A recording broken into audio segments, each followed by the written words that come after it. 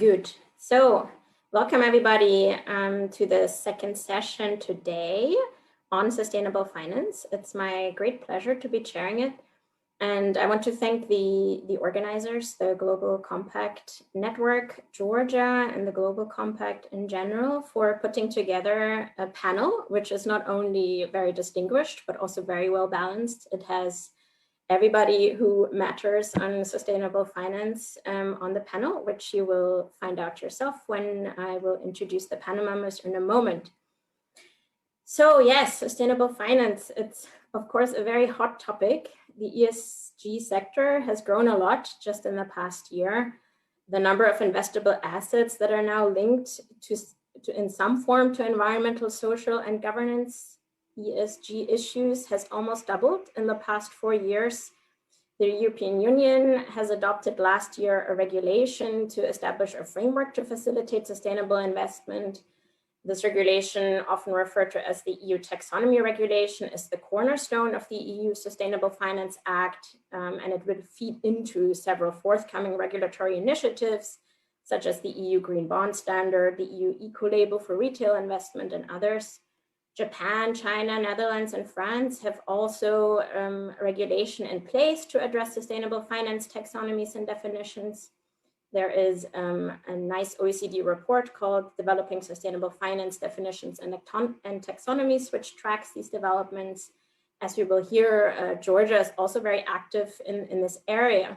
So lots going on. And at the same time, a PwC survey conducted this year with more than 5,000 CEOs globally has found that 60% of CEOs have not yet factored climate risks into their strategic risk management activities.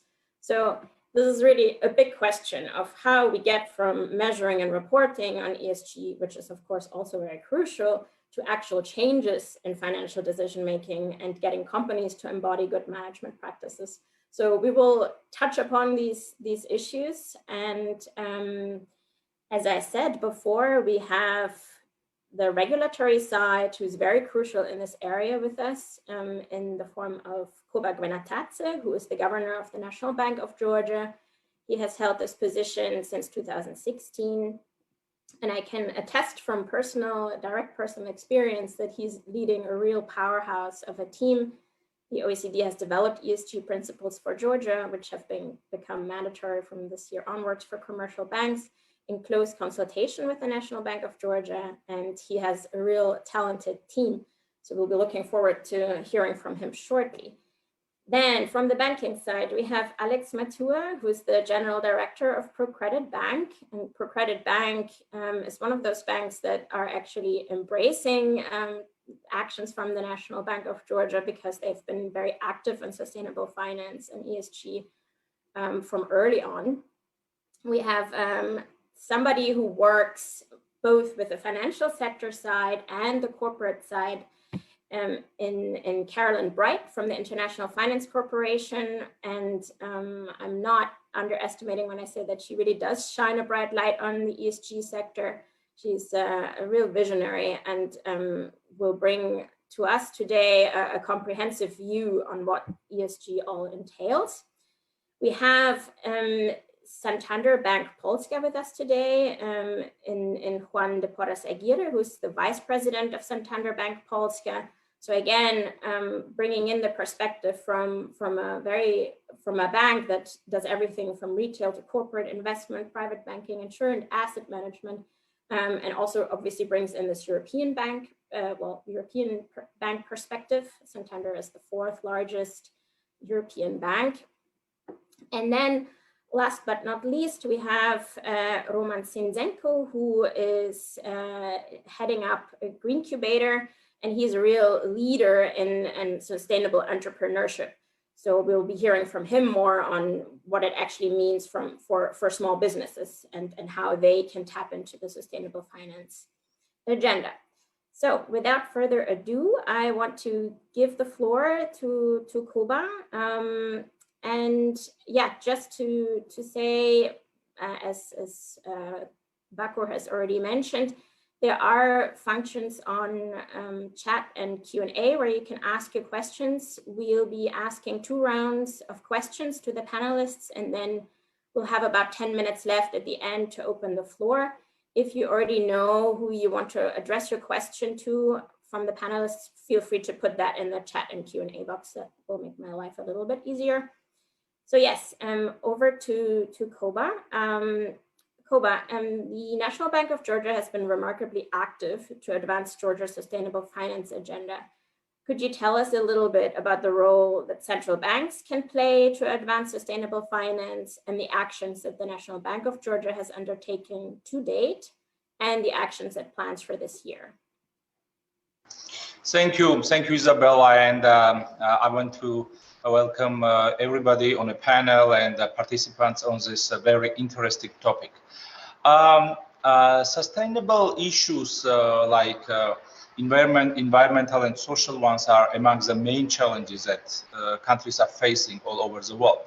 And if we start from the point where we got interested, in fact, it all happened in 2017 when I was invited in China on a conference it was about financial sustainability issues generally. It wasn't just only sustainable finances. And then one of the panels was about sustainable finance. And, you know, there were very interesting presentations from the Chinese regulator and business representatives, and there was IFC representatives as well. And it was really very remarkable. I mean, how much has been done in this direction. I mean, do you know that, I mean, Chinese numbers are, especially for Georgia, very large. So I was really impressed. So I got really interested. And when I came back, we started to look around about these possibilities. And then, you know, IFC also was in touch with us about this issue. So this chemistry happened. So if we talk about, I mean, why also it was sort of a trigger for me, right? But I mean, if you look on a big picture, I think that it's really important for a regulator who is forward-looking, because central banks have an important role to play in responding sustainability challenges, you know, especially in developing markets, because usually in developing markets are more focused on short-term financial performance rather than long-term value creation. And successful transformation towards sustainable finance is necessary, and it requires a number of coherent, consistent actions to be taken. And it is from both sides, from public side, from regulator, from private sector as well. So we are very committed to promote the agenda on the role of the financial sector to support this financial sustainable development of the country generally. So we joined IFC supported Sustainable Banking Network in 2017, and then since then we made quite you know, significant progress since then. So the key milestone, actually, what I want to mention is that we developed sustainable finance framework, and we launched it. So this roadmap was developed with IFC Sustainable Banking Network, and so it combines all possible steps which we plan, or I mean, which National Bank of Georgia regulator planned to support sustainable finance over the next 2 to 3 years. And the ultimate goal, of course, is to provide a credible and predictable regulatory environment for business to know how to operate in this situation. And so most of the actions you see on the roadmap on this slide, which is presented here. So I mean, in order to, what we saw most importantly was that we need to somehow encompass this ESG framework somewhere. And so what we did is that we integrated ESG consideration in the corporate governance code for commercial banks. So now, starting from 2021, and I mean, to be more precise, in May 2021, this ESG disclosure is mandatory for banks. ESG considerations must be part of the bank strategy, and ESG risk should be incorporated in banks' risk management system. And so it is already mandatory. And the banks are working on this. So another important direction for sustainable finance framework is a development of taxonomy, sustainable finance taxonomy. So for the audience, actually, this taxonomy is a list of definition and classification systems that defines which actions or projects can be considered as green, social, sustainable. And it is very important for successful implementation of other components of the roadmap, as you see, because some of them are already done, some of them are in the process, some of them are unplanned. Because it will enable us to ensure comparable and consistent disclosure by financial institutions.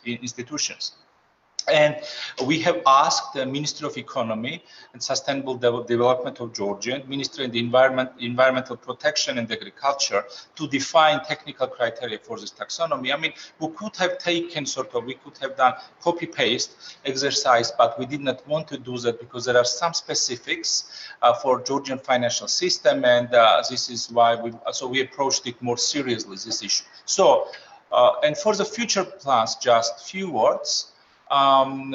So for future plans, we have ESG risk management guidelines, and this will be necessary to enhance a framework for issuing green, social, and for enhance ESG risk practices among financial institutions and sustainable finance guidelines. And it will be necessary to provide the framework for issuing green, social, and sustainable bonds. So this is, in a nutshell, why we got interested, why we think it's really important. And I just want to add that, in fact, sustainable finance, I must say, is not, how to say it, it's not,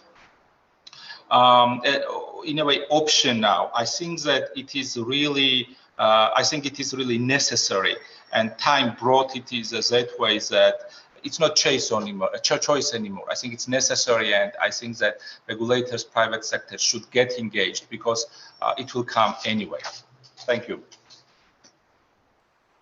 Great, thanks a lot.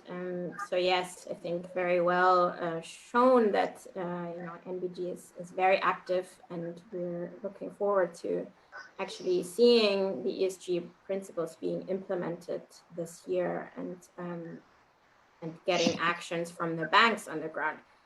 And normally I would say we need this action from the regulatory side. Otherwise, we do not see change happening as fast as we need to.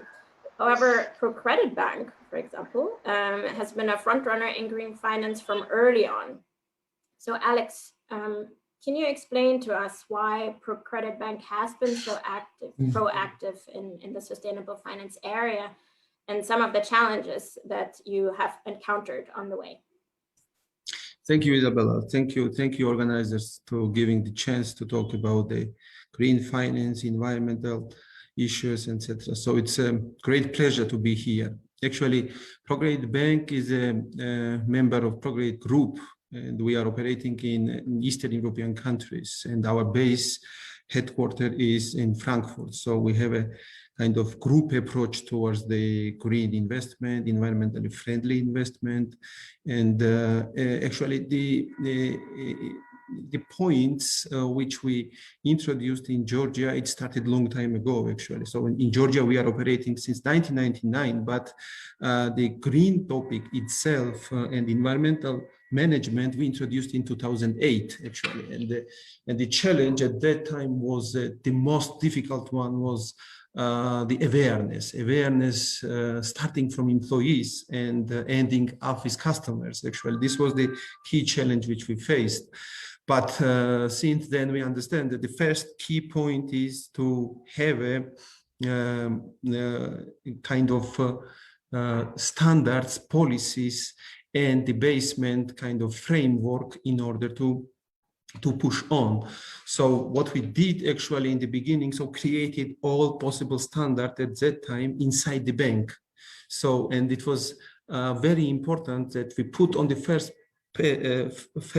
place as employees. So saying introducing the trainings for employees, introducing this a lot of seminars on international level. And then we started to looking at reports. So the report is important for every company actually. And when we say reports, we looked at how we consume paper, how we consume electricity, all types of consumption, and then looked at the waste management, etc. So which brought a significant part of the success internally. So we increased responsibility of employees, and then we started talking about how to spread it outside of the bank. So last 10, 12 years, so we introduced a lot of projects inside, which is a kind of examples for our customers, for our SME customers, that gives incentive from one side and also takes the responsibility on it. So we had this project of paperless projects. So we decreased 95% of paper consumption in first 3 years, and then we started implementing electric cars. So we ended up in 2020 without gasoline car. So we introduced the project of rainwater usage inside the head office. So for technical waters, we invested in solar panels on our roof, which produce 10-12% of total electricity consumption, and a lot of projects inside the bank, which showed examples to our customers. And then we talked about last 5-6 years, what type of products and services we can supply to our customers, so especially for SME customers. So today, actually, we reached so there are the green loan definition inside. So now, as you know, the National Bank works on the definitions that to create the standards in market in order to compare to each other. That would be, it is a really great step, I would say. And internally we had a definition of green loan, which is the European standard. And now in 2020, we reached almost 20% of our total loan portfolio in green.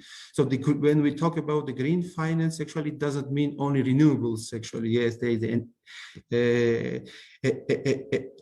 energy efficiency loans, they are renewable, so the small HPPs, but most of them are right now in energy efficiency loans. Why? Because you know that in Georgia, the electricity price was quite low, and since January this increased, and now we see a lot of demand which coming from solar panel investments actually, and the payback period for solar panels is decreased from 15 years up to 7 years right now. So after increases of prices, so there is quite a big willingness to serve clients. So what are the important for SME here? So what I would say that from one part, it's important to have legal framework, regulations. Usually businesses doesn't like regulations or new strict measures in general, but this is the point when the green and environmental responsibility, it should be kind of minimum requirement for everybody. So it cannot be that only one part, financial institution or one single SME client or private individual. So everybody has to take responsibility on it. For that reason, I think we need to have minimum requirements, and I'm happy that the National Bank and the government already started introducing minimum requirements on it, which is very important. And on the other side, it is also very important to have incentives on it. So the good thing is for us and for financial institutions or local banks, it's that we have great support from IFIs. No, I have to mention that European Investment Bank, European Investment Fund, EBRD, KfW, there are other institutions, financial, especially Europeans, which provide good facilities for it. So there is an incentive for guarantee funds, there are incentives for interest rates for SME clients, and a lot of supports, technical supports on top. So because of that, I think we started it a little bit earlier. We managed to reach 20% of green portfolio, but it's not an end. And we think that there is great opportunities now in Georgia, and I think in future that to reach 30-35% in coming 5 years actually. So these are the key elements of success. I think the awareness, training of the staff, and providing good services for green investment in Georgia. So this is the key points, I think, for every bank. And environment itself, legal aspects, regulation, I consider it as a supportive part, not as a kind of forcing stuff.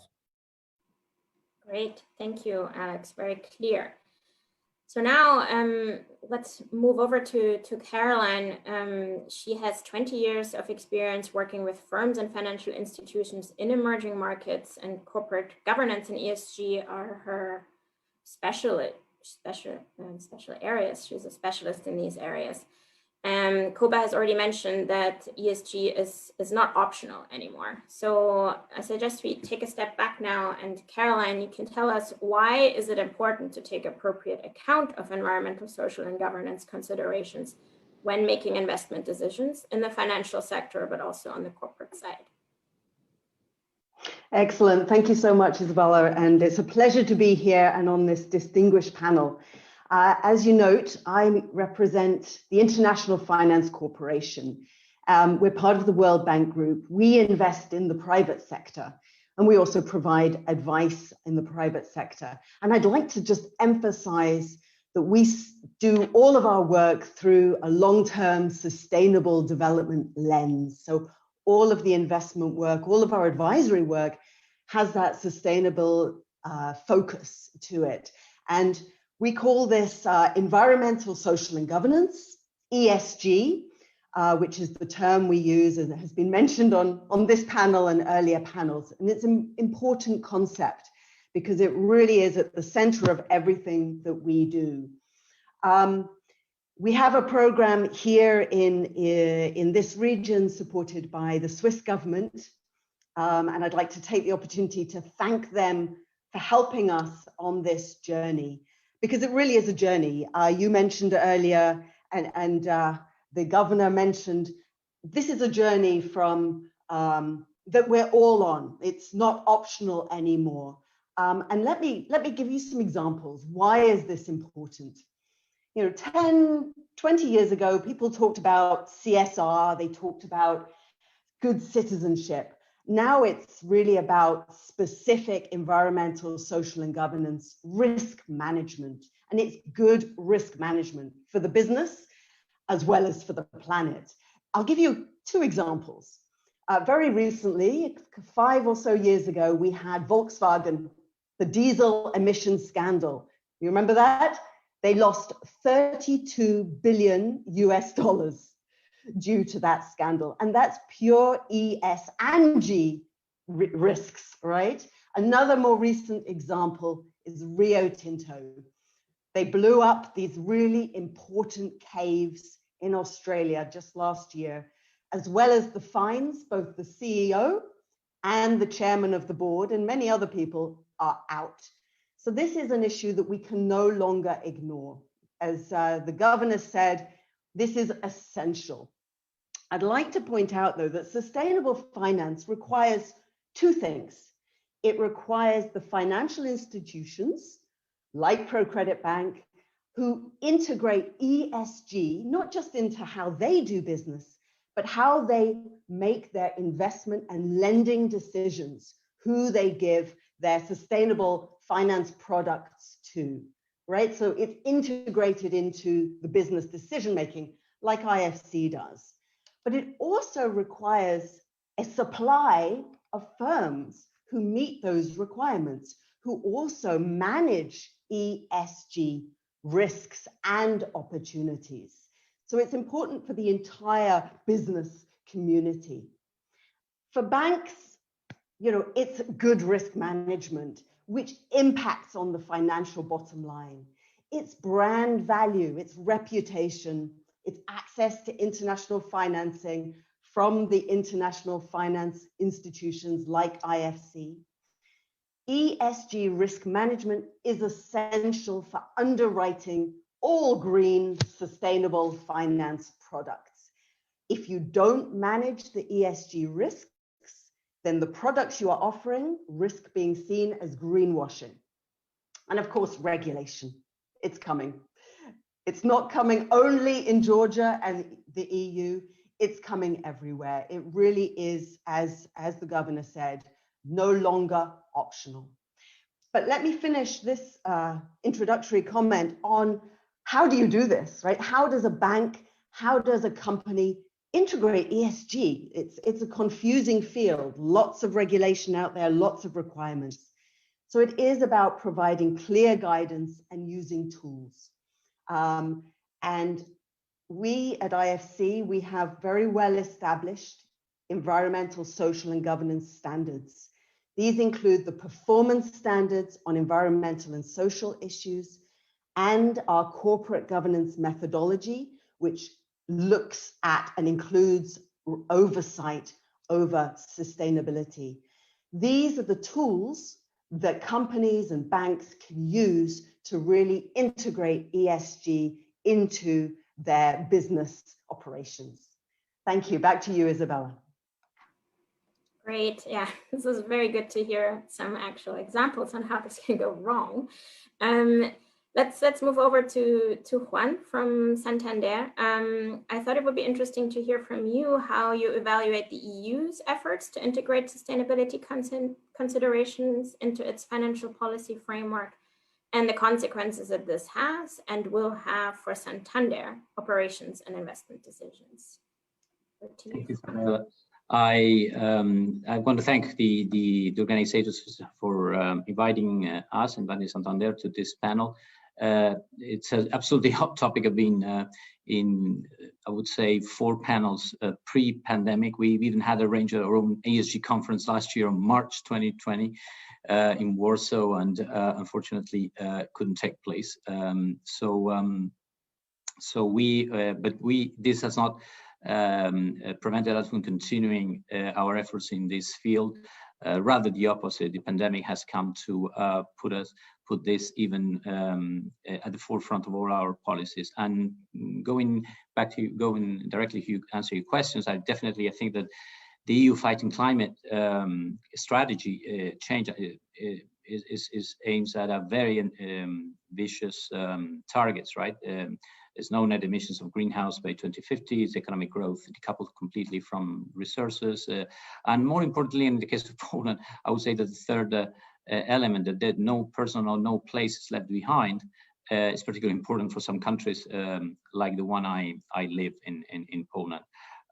This targets of clean and circular economy, this objectives of the restored biodiversity, put obviously the EU effort, the EU change Green Deal at the very front of the strategy of all financial actors, right? So hardly anyone can question this approach. To meet the question is whether to meet those objectives, to what extent the financial sector is crucial. And just let me give you some figures. We have identified in Europe there's be a gap in to reach those targets, a gap of around 180 financial gap of around 180 billion euros yearly to cover those gaps. And given that 2/3 of the financial investment in Europe comes from banks, obviously banks are going to play a substantial role. Of course, the EU regulation and the EU efforts are assessed in a very positive way. Yet still, I think a lot needs to be done to from a national and a local community perspective, especially to ensure something that Alex already mentioned about the clarity and the stability of the both the regulatory and I would say even the political environment. This should not fighting political climate should not be a debate should not be part of the political debate. And the second part of your question, integrating this sustainability into our activities, is not definitely already a future action.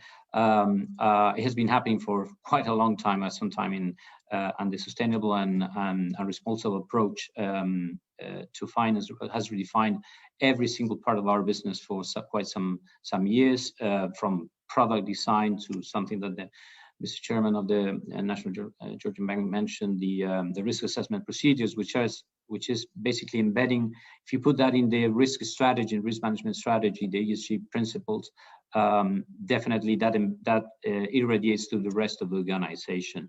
And that is because, you know, it's not only an effort that, as I said, that it's been demanded by regulators, or it's just simply because, you know, clients demanded, communities in which we are present demanded, more importantly, shareholders going forward, or even today, have expressed very clearly the commitment that they need to see a clear commitment of their companies they have stakes into ESG policies. And if I look at my annual report of the Group Santander just a few years ago, Caroline was mentioning the CSR.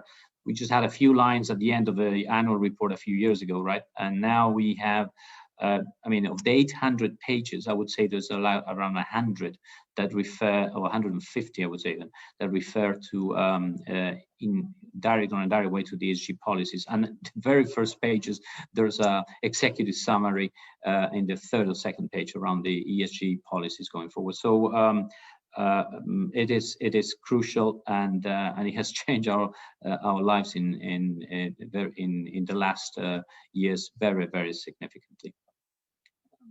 So back to you, Isabella. Thank you.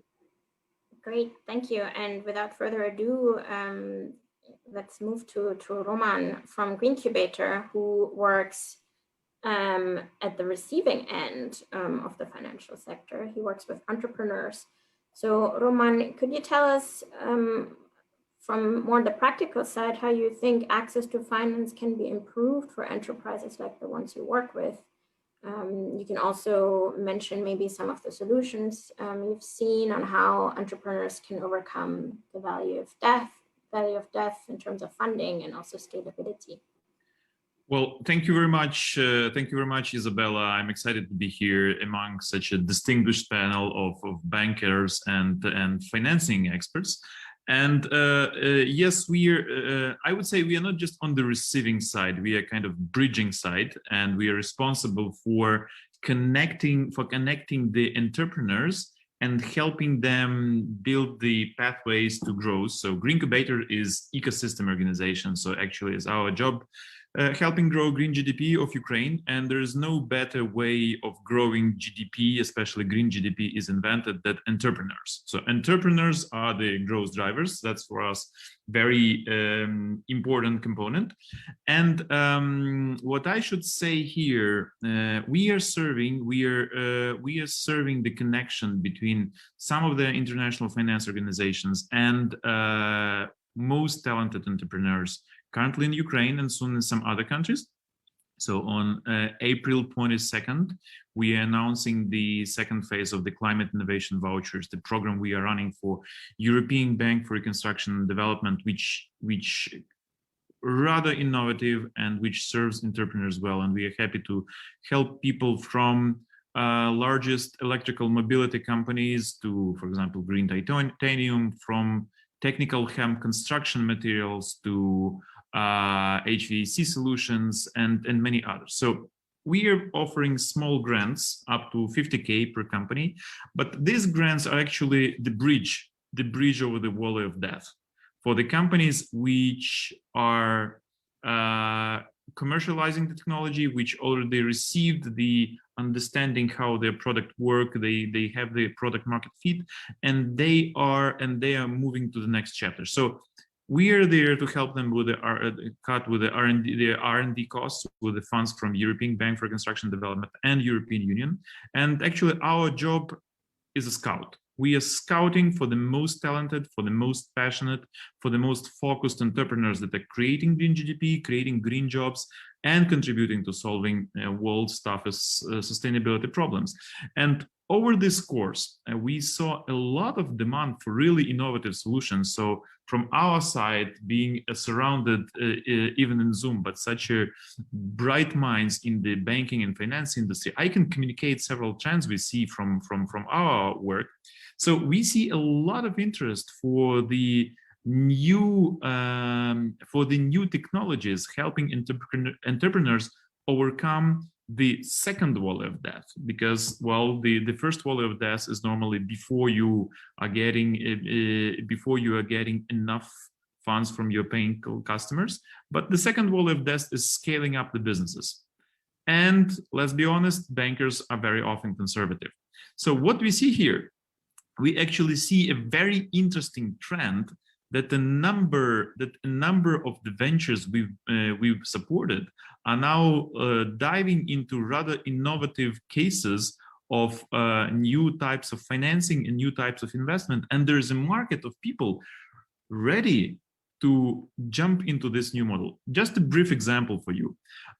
We supported the company which is called Delfast. This is Guinness record winning electric bikes maker. So this is the Ukrainian company with Kazakhstan heart, because the founder, Danilo Tonkopi, is actually a Kazakh national, but he's developing business here. So this company got a lot of technology funded by the program we are running, by the climate innovation vouchers. And recently they raised $3.4 million over crowd investing platform for launching their new production facility. Okay, but that's not just one case. We see a lot of other cases of this new form of financing. What's so special here? This is crowd investing. This is really interesting and new niche that was in demand. And once we were speaking with this entrepreneur, Danilo, the CEO of the company, said to me, we actually never expected Ukrainians to be the majority of our investors. 99% of them are not Americans and European and the European Union citizens like we accepted, but they're Ukrainians. They liked our history, they liked our story. And this trend for democratizing investments for the company that are going to the next chapter is growing here in Ukraine. And it's also growing in the clean tech market, because we see that there is a lot of people who are not professional investors, but willing to support the sustainability story and invest not their last money, but their monthly check, half a monthly check into the company that is transforming some industries. And we have this trend going, like we have a spin-off of Greencubator, the organization which is called Solar Town. This is the first municipal energy co-op. And this energy co-op has around 100 of investors, let's call them, that built together 200 kilowatt solar station in the city of Slavutic, the city which is serving now Chernobyl nuclear power plant. And we have the same democratization trend in electrical mobility industry. The day before yesterday, I got interviewed by Forbes Ukraine about one of our alums, the company called Go2You, which is democratizing the electrical charging infrastructure and allowing not just huge players, but smaller players build the charging infrastructure on their platform. And we see this trend in many industries. We see the trend for democratizing investments. And that's probably the opportunity where banks can step in with their product, with their ideas, and offer the platforms how this democratizing investment should work further, because, well, you have the keys. But currently, a lot of SMEs are looking for these alternative pathways, how they can raise the capital. And the second important opportunity, I believe, here to help them cross the death valley is actually implementing a lot of new credit scoring and bankability assessment mechanisms that would help bankers better connect and better serve the entrepreneurs that are creating the solutions for sustainable future and that are creating green products. So because currently in our market, we are declined of ProCredit, by the way, thank you. Currently in our market, we see that there is still huge underserved part of entrepreneurs that are bankable, but the products are still very conservative and there is no match between the bank's strategies and between the bank strategies and the needs of these entrepreneurs. So our next chapter is actually a really exciting task. We work as a scout, as I mentioned, and our next chapter is starting the preparation phase for some of the best companies we found during the previous phase, getting them ready for maybe follow-up investment by some of our major international partners like EBRD. And what I could say, well, we are scaling this program to Belarus. Early summer, we're also coming for the feasibility study to Georgia. And I do hope that the checks of 50,000 euros would be able to move forward the creators of green GDP and also grow them into the clients ready for the most ambitious banking products in the future, crossing this green wall, crossing this wall of death together and making steps into greener future. Over to you, Isabella. Thank you very much, Roman, and also thank you for mentioning the important and growing part of the public and crowdfunding areas. And I think this is a huge topic on how we can ensure that people who are not venture capitalists or have a lot of experience can understand what they're actually investing in. And this I think is puts into focus the issue of transparency, which ESG is also obviously tackling. But let's get back to what the National Bank of Georgia has been doing. Koba, I have one question from me, but then there are also some questions trickling in from the chat. So if you don't mind, I'll ask two questions to you now. One is on, you've mentioned that the National Bank has undertaken all these actions. So what are some of the challenges now going forward in ensuring action on the ground, and what are some of the solutions and actions you have seen as a result of the central bank activities on green finance? If you could elaborate that, and then I will ask a question from the audience to you right away about sufficiency. So, will the current approaches and trends be sufficient to align the financial sector with broader public policy goals and sustainable development? If you could briefly mention answers to both of these questions. Okay, now you can hear me, right? Okay, so on the first question, I think that the main challenge, the way we saw it, and in fact, Alex from ProCredit Bank also mentioned this, is somewhat still a limited awareness. And it's not unique to Georgia, but at the same time, you know that it's a common challenge all around the world. And we have been doing everything to increase awareness. Together with IFC, for example, we organized two conferences in 2019 and 2018 and 19, and we invited, with the help and assistance of IFC again, it was a high-level conference. We invited the representatives from region, from our neighboring countries to talk about these issues. And I think it was also supposed to take place in 2020 as well, but because of COVID, it did not. And I very much hope that it will take place in 2021.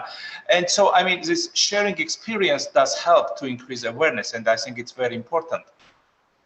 I remember that once when I was doing annual National Bank of Georgia's annual report presentation to the parliamentarians, one of the parliamentarians asked me, I mean, what are you talking about? You are the governor of the National Bank of Georgia. You are talking about some sustainability, I mean, issues, I mean, not just financial sustainability, but other sustainability issues. I mean, why? So, I mean, of course, then I responded to this, but it also showed that, it's something so far seen as a very, very remote for central bankers, but in fact, it's not. So, I mean, to address this, we established a sustainable finance working group and it involves heads of relevant units and financial institutions, and we are working with this group on a constant, regularly. And at the same time, as an important task of this framework, to assess the impact of our policies and measures, we started developing ESG scorecards. This is also in cooperation with the FC, and this is to have a rating system to develop a sound base for assessment of the implementation of good corporate governance, environment, and social principles in financial institutions. Okay, and there was also a question about, I also saw that the question was sent to me, right, about what's the benefit to end users, right? Yeah. Yes. Okay. Yeah, I think this is a very good question, because I mean it has been asked many times to me as well. I mean, why is it good for end users? I mean, there are several considerations for this. One is that I mean there are a lot of funds for this, and you know if projects are compliant with this, it means that the cost of funding will be lower, and for final end users the interest rate can be lower. So this is sort of like direct sign of this. But I mean, what is even more important is that it does reduce also price for end users, because as the project will be in line with green and sustainable requirements, then the risk of anything going bad in that direction will be less, and it will be also taken into account by financial organization, and it will be reflected in interest rate as well. So I think that these are also like two ways which reinforce each other, and which makes it even more valid and more encourageable, I would say, for final users, as well as for organizations who extend the loan and to receive the funding for other institutions to implement this. Thank you. Great, thank you. And if you could just touch briefly on the sufficiency question, our current approaches and trends. Yeah, sorry, yeah, that was a question. No, I don't think that that's sufficient. No, I mean it is really a lot of things to be done, and you know, I mean, when we used to have forums, central bank governors, there was a time we would meet. It's not, and you know, when I was talking to my colleagues, I will not name the country, so they have been telling me, my colleagues, I mean, why are you doing this? Come on, I mean, there are so many things to do. You know, you have high dollarization in Georgia, and this and that, and now we are talking about the things. And no, my response that no, that's not right. It is coming. It is already there. I mean, we will feel it more and more and more. That is why it's better to be engaged than to be involved. Does it take like one unit in the central bank to do that? I know one department. Do it, because it will come and the system is going to benefit from this. So whatever is being done is not sufficient, so much more needs to be done. Great, yeah, it's very clear. And maybe, Caroline, you can tell us a little bit about successful awareness raising and capacity building on sustainable practices, given that Koba has already mentioned that that's like a key area to ensure that sustainable finance practices are actually being implemented. Yes, absolutely. And I just want to reiterate that it's a journey, right, that we are all on. And I think the point is about sufficiency. We're not there yet anywhere globally. It's only right now that we're having discussions about creating globally sustainable finance reporting standards, just as we were 100 years ago about standard financial reporting standards. So we are in this journey and we're on it together. But we need to progress. And how do we progress? Well, we've heard about the roadmap that the National Bank of Georgia has implemented, and that is part of this journey, part of this progression. And in IFC, we're trying to help that journey. And we have similar programs to what we're doing in this region in many countries globally. And what we're trying to do is provide those tools to help our markets on their sustainability journey. We have tools that we use as an investor that we want to share with others. And it's important to say it's not a black and white, good, bad journey. It's about integrating ESG for all companies. So let me tell you a little bit about specifically what we're doing in the region. So I mentioned earlier that the Swiss government, SECO, is funding our program, which we are using to help build local capacity for this sustainability journey. So one of the key things we're doing is working with local partners like CEDA to help them build their capacity on environmental, social, and governance. We're sharing our tools, our experience, our materials, training them on how to use and deliver these for local companies and financial institutions. You've already heard how we are working with the National Bank of Georgia to support on this sustainable finance roadmap, and specifically on ESG, risk management and disclosure. And I have to say, we're very proud of the National Bank of Georgia, as they are really a leader in this region. And we're very grateful for them, because we want to use their example, the example of Georgia, to encourage other countries in the region to also follow this journey. We also work directly with clients, both financial institutions as well as firms, on the sustainability journey, and also with our local partners.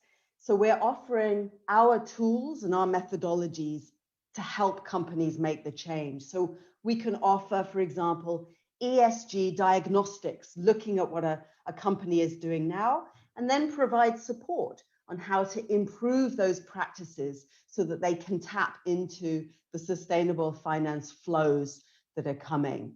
This includes governance of sustainability, as well as environmental and social risk management systems to help a company and a financial institution integrate those into their operations.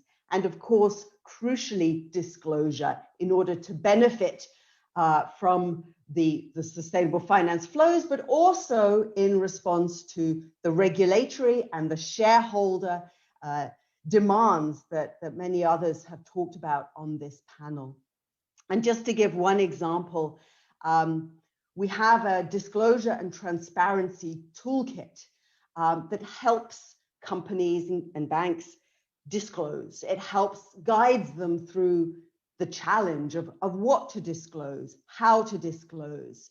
And we're now localizing that and turning it into a platform, an interactive platform that companies can use to help them improve disclosure. We'll be providing training to our local partners and also awareness raising with local companies on how they can benefit from this in order to improve their practices.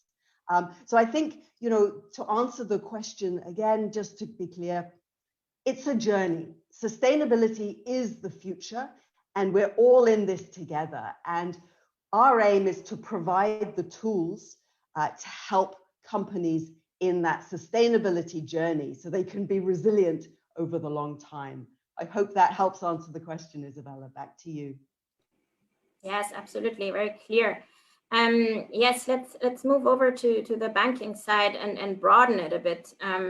These are questions to Alex, Juan, and Roman. Like, what would you like to see from the banking sector? Like, how does the banking sector need to change to capitalize on the increasing role of sustainability and to accelerate financial flows into cleaner and green projects? If I can ask you to be very brief and to just say your top actions, and then I will be so frank to address questions from the audience to Alex already on, first of all, to what extent you see Georgia as a leader or to what extent Georgia is perceived as a leader on ESG already, to what extent Georgia's actions are being perceived as green. I think there was one more question to you on, let me just go through. Yeah, again, on the, like, what are the advantages of these green loans that you offer compared to what other banks have to offer? So question to Alex, we can go a little bit over time, I've been told. So, but yeah, if you can still be brief. Okay, thank you for the questions. Actually, the first question to answer where Georgia stands. Actually, we have opportunities that since we are the banking group, we have opportunity to compare our country and the banks between Eastern European countries. And also, we also look at our neighboring countries. And it is clear that, yes, if you compare us in the group, so the group is, Georgia is, I would not say in the top, but a little bit behind the top, but not on the lower side, I would say, as a standing point. And I would say that it is changed last 5 years a lot. So since we are doing this business since 2008, we know that what challenges we had 2009, 10, 11, nobody would understand when we talked about the green finance and environment, how to perform. And we were rejecting cases because of they were producing something which was damaging environment, etc. So this part improved a lot, and I feel really comfortable in last 2-3 years. Then it's easier to talk. So we go to the point of awareness. So awareness is important, and awareness starts from inside. It doesn't start only with trainings or just 1 or 2 forums. It, of course, it helps, but that everybody should take responsibility inside the company, whether it's SME, it's a large company, financial institutions, it should be started inside. So this is very important, I would say. And I think we will be leaders in our neighboring countries, because the trend we have right now, so the support from parliament, legal environment, now regulations also, and national banks approach. So there will be quite a significant, not only 1 or 2 parties are participating in these changes in environment, but also all stakeholders inside. So that's why I have a feeling that, yes, there was a mention from international financial institutions that, yes, this is important to use Georgia as an example. So I really do hope that it will be soon. So the second question is, what are the benefits and what kind of advantages this green finance has? Yes, there are advantages when it goes to the interest rate, when it goes to the collateral, when it goes to the technical assistance, then when it goes to the giving some kind of trainings to SME clients, etc. But I think it should not be only the motivation. It should be kind of, since we say that everybody is responsible, private individuals we are responsible at our home to switch off sometimes light, whether it makes sense on our bills or not. This is the responsibility which starts from inner. So that's why I would say, yes, there are of course motivation, incentives, benefits, but we also we have to also contribute from our side. So that's why I would say these 2 aspects should be put in one place together. Great. And maybe Roman, next, top 5 actions from you. And if you could be within a minute, that would be great. And then we move over to Juan right away. I think you're muted. Yeah. You're muted again. Okay. Finally, I do believe that there is a really important lever in the banking industry's hands, and that could help shift the perspective and change the situation in the sustainable finance. And I see there is a potential when there is connection between policy, and the policies are pushing for several transitions in the services and several important approaches. So I would say there are first component for banking products transforming the field is that the banks need to utilize data on energy performance and climate performance on ESGs when making the scoring decisions. And secondly, the policymakers should help the banks, should help the regulators, should help national banks create the new products that would be more affordable, more attractive for the sustainable lenders. And we have a number of industries here where they would have upper hand and they would push towards the implementation of higher environmental and climate standards. First, this is real estate, then agri sector, and then heavy industries. So luckily, there is transition happening in this segment globally, and I do hope that in our countries we will have more ambitious policymakers that would help utilize the regulatory approaches and offer cheaper loans to the sustainable construction companies, to sustainable agri companies, and other players.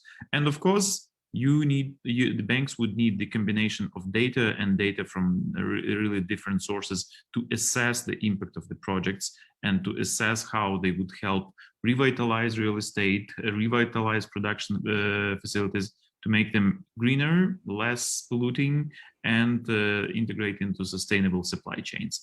And also there is another important component where the overlap of public regulation and some banking products. This is procurement, both for banks clients and for public procurement, where green component could be the great driver of channeling finance into significance into some sectors that can offer green products that can benefit from cheaper loans. That's great. Thank you very much, Roman. Yes, thanks a lot for being very clear, very concise. Juan. I'll do it in a minute. Lead by example has been said quite a few times. If you go to our headquarters in Madrid, you will find in practice the target plan for to be in at 2030 institution compliant with the Paris Agreement. Everything is in paper. Everything is segregated in terms of the garbage. All the people is embedded in the organization. Employees do feel this environment. All cars of managers are eco. There's bicycles around. So apart from the risk management that I mentioned before, that obviously flows from in out, also out in is super important. The bank obviously makes that into its relationship with customers. We have sourced only since 2019 almost 34 billion in renewable projects, out of which 77% is wind and another, and then the rest is obviously solar and other. We do believe, and we have environmental checks of our clients or our suppliers and in our procurement policies. I think that's the critical thing that every institution, not only banks, have to change if they want to accelerate the success of the ESG policies. Almost a minute. Yes, perfect. Thanks a lot, and thanks everybody. I would like to thank this fantastic panel for their really, really insightful contributions, and also to the audience for your time. We have heard from many different perspectives, and I'd just like to wrap up by saying that climate change is a collective action problem, which means that it cannot be solved by self-interest. We cannot leave it to the market alone. So we need regulatory action. And at the same time, we do need the private sector and the financial sector to move along. So we have heard today from all sides involved that need to move together on how this can be done. So thanks a lot, and over to the organizers.